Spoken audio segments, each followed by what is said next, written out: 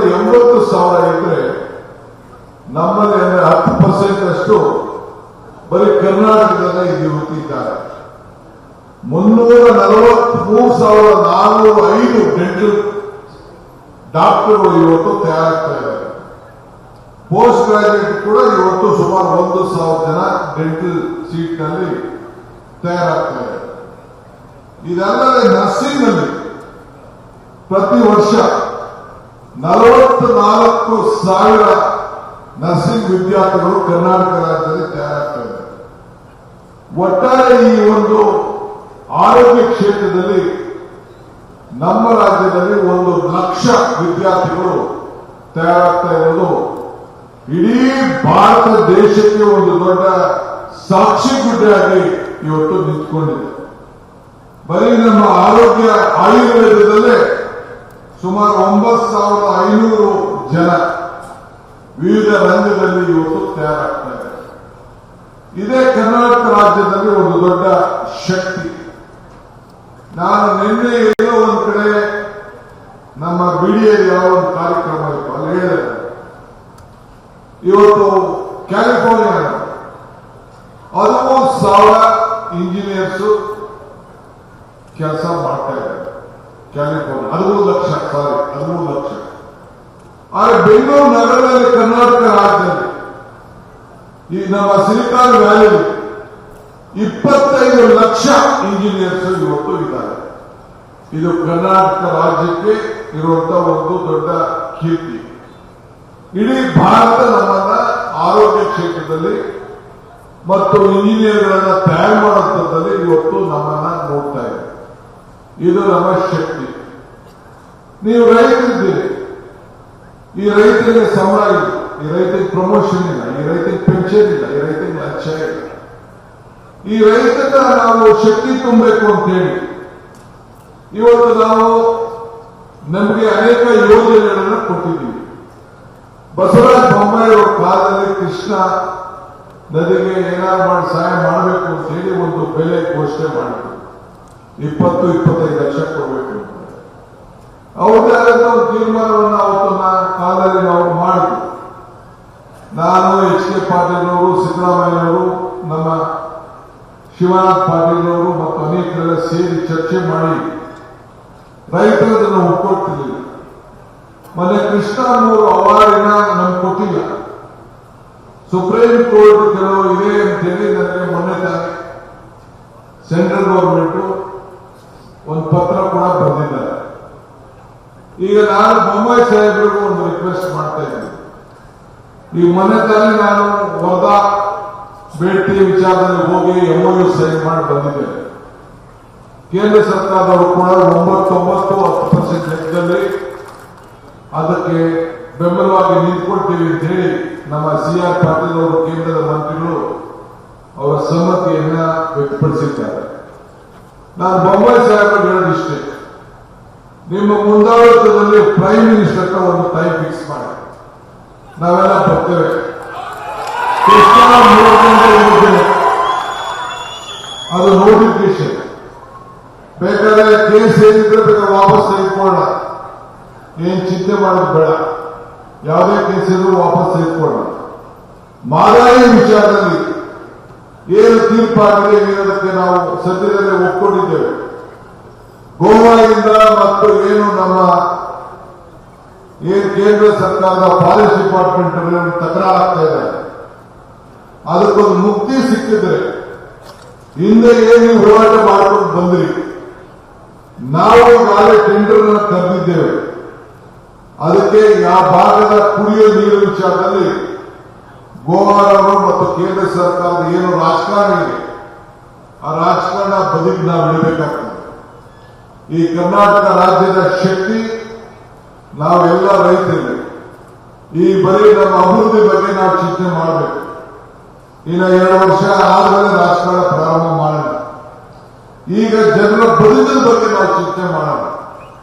ನಿಮ್ಮ ವಿಚಾರದಲ್ಲಿ ಇವತ್ತು ಮಾದಾಯಿ ವಿಚಾರದಲ್ಲಿ, ಕೃಷ್ಣಾ ವಿಚಾರದಲ್ಲಿ, ಕಾವೇರಿ ವಿಚಾರದಲ್ಲಿ ಎಲ್ಲ ಪಾರ್ಟಿಗಳು ಸೇರಿ ಇವತ್ತು ನಮಗೆ ಕೇಂದ್ರದಲ್ಲಿ ಸಹಕಾರ ಕೊಡ್ತಾ ಇದೆ.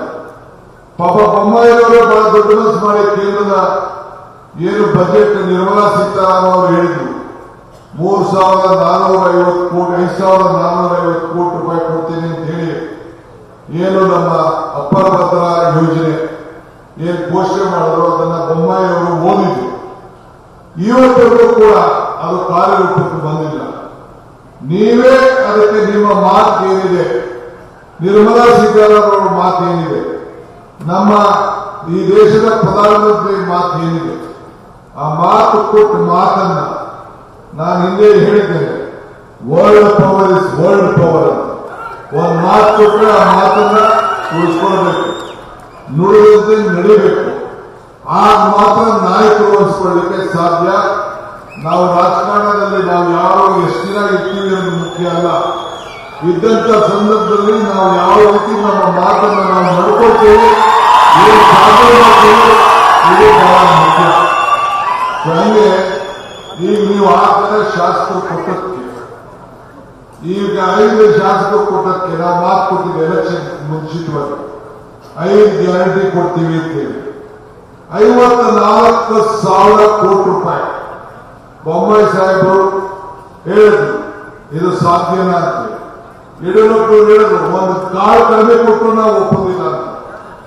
ನಾವು ಇವತ್ತು ಬರೀ 4-5 ತಿಂಗಳಲ್ಲಿ ಈ ಸರ್ಕಾರ ಬಂದ ತಕ್ಷಣ ಈ 5 ಗ್ಯಾರಂಟಿಗಳನ್ನು ಕೊಟ್ಟು, ನಾನು ಹೇಳಿದೆ ಎಲೆಕ್ಷನ್ ಟೈಮ್ ಬಂದಿಲ್ಲ ಭಾಷಣ ಮಾಡುವಾಗ ಹೇಳ್ತಿದ್ದೆ, ಕಮಲ ಕೆರೆಯಲ್ಲಿದ್ದರೆ ಚಂದ, ಕೆರೆ ಹೊಲದಲ್ಲಿದ್ದರೆ ಚಂದ, ಈ ದಾನ ಧರ್ಮ ಮಾಡುವ ಕೈ ಅಧಿಕಾರದಲ್ಲಿಗೆ ಮಾತ್ರ ಚಂದ. ಹಂಗೆ ಈ ಕೈ ಅಧಿಕಾರದಲ್ಲಿದ್ದಕ್ಕೆ ಈ 5 ಗ್ಯಾರಂಟಿಗಳನ್ನು ಕೊಟ್ಟು ನಿಮ್ಮ ಬದುಕಿನಲ್ಲಿ ಬದಲಾವಣೆ ಮಾಡ್ತಾ ಇದ್ದೇವೆ. ಆದಾಯ ಪಾತಾಳಕ್ಕೆ ಹೋಗಿದೆ, ಬೆಲೆಗಳು ಗಗನಕ್ಕೆ ಹೋಗ್ತಾ ಇತ್ತು. ಅದಕ್ಕೋಸ್ಕರ ಇವತ್ತು ಈ 5 ಗ್ಯಾರಂಟಿಗಳನ್ನು ಕೊಟ್ಟು ಪ್ರತಿಯೊಬ್ಬ ಹೆಣ್ಣುಮಕ್ಕಳು ಬದುಕು, ಹೆಣ್ಣು ಕುಟುಂಬದ ಕಣ್ಣು, ಆ ತಾಯಿಯರಿಗೆ ಉಚಿತವಾಗಿ ಬಸ್ನಲ್ಲಿ ಪ್ರಯಾಣ ಮಾಡಲಿ, ಮನೆ ಕುಟುಂಬ ಬೆಳೆಸಲಿ, ವಿದ್ಯುತ್ ಶಕ್ತಿ ಉಚಿತವಾಗಿ ಕೊಡ್ತಾ ಇದ್ದೀವಿ 200 ಯೂನಿಟ್ವರೆಗೂ. ಇಡೀ ದೇಶದಲ್ಲಿ ಯಾವ ರಾಜ್ಯದಲ್ಲೂ ಇಂಥ ತೀರ್ಮಾನ ತೆಗೆದುಕೊಂಡಿಲ್ಲ. ಇವತ್ತು ಕಾಂಗ್ರೆಸ್ ಸರ್ಕಾರ, ನಿಮ್ಮ ಸರ್ಕಾರ, ನೀವು ಕೊಟ್ಟಂತ ಸರ್ಕಾರ ಇವತ್ತು ತೀರ್ಮಾನವನ್ನು ಮಾಡಿದೆ. ಹಿಂದೆ ಕಾಂಗ್ರೆಸ್ ಸರ್ಕಾರ ಇದ್ದಾಗ ರೈತರಿಗೆ 10 HP ವರೆಗೂ ಕೊಡ್ತೀವಿ ಅಂತ ಹೇಳಿದ್ರು. ನಿಮ್ಗೆ ಏನಾದ್ರು ಅರಿವಿದೆಯಾ?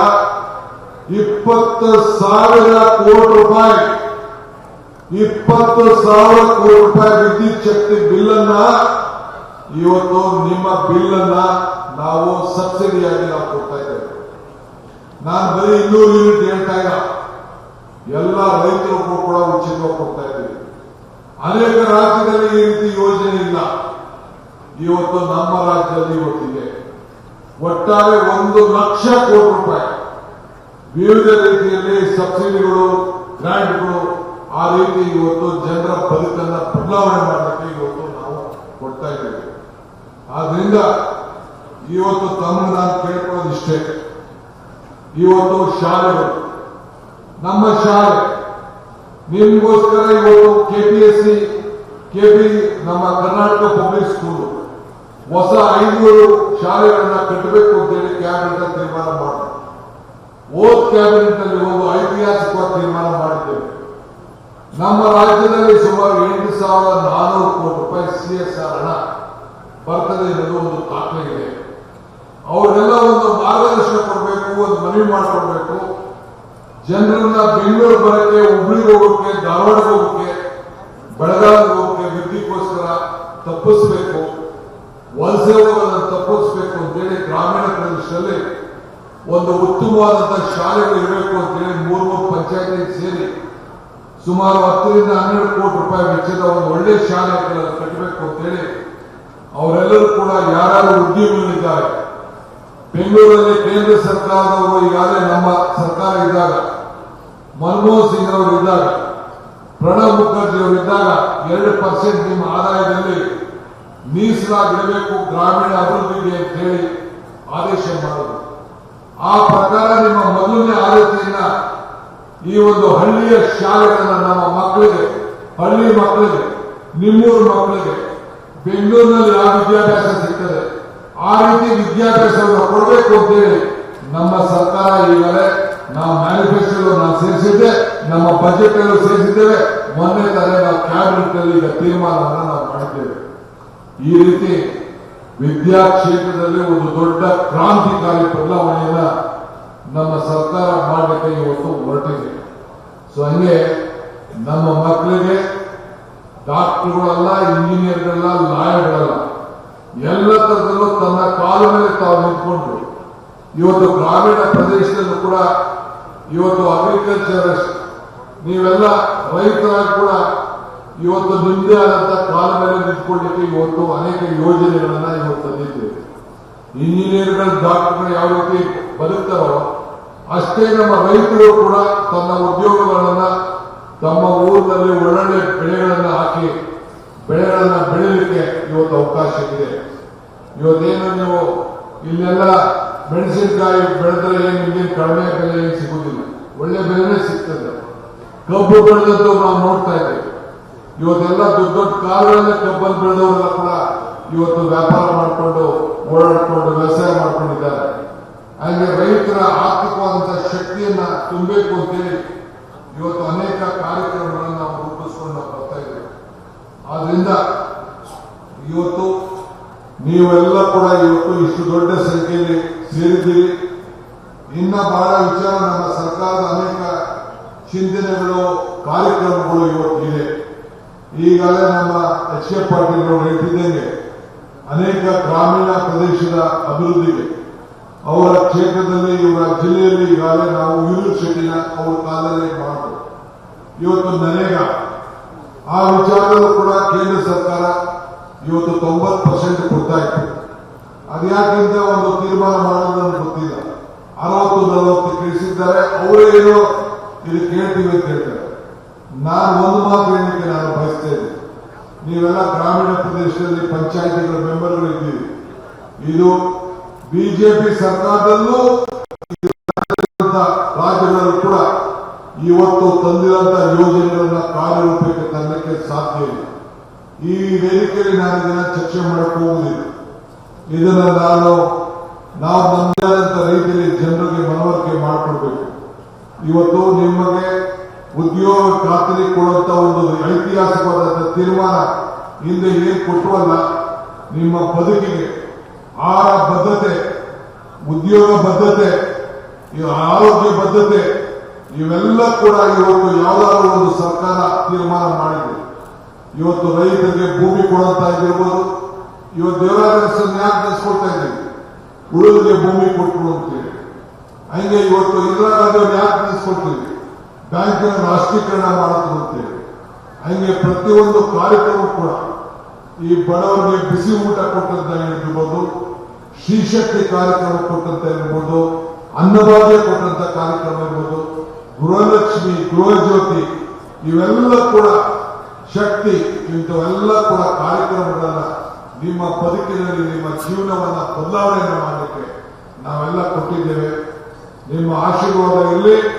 ಮುಂದಕ್ಕೆ ಮತ್ತೆ ಈ 6 ಜನ ಉತ್ತಮವಾದ ಕೆಲಸ ಮಾಡ್ತಾರಂತ ಶಾಸಕರನ್ನ ಮತ್ತೆ ವಿಧಾನಸೌಧಕ್ಕೆ ಕಳಿಸುವಂತ ಕೆಲಸವನ್ನು ತಾವೆಲ್ಲ ಸೇರಿ ಮಾಡಬೇಕು ಅಂತೇಳಿ ಪ್ರಾರ್ಥನೆ ಮಾಡಿ ನನ್ನ ಮಾತನ್ನು ಮುಗಿಸ್ತೇನೆ. ಜೈ ಹಿಂದ್, ಜೈ ಕರ್ನಾಟಕ.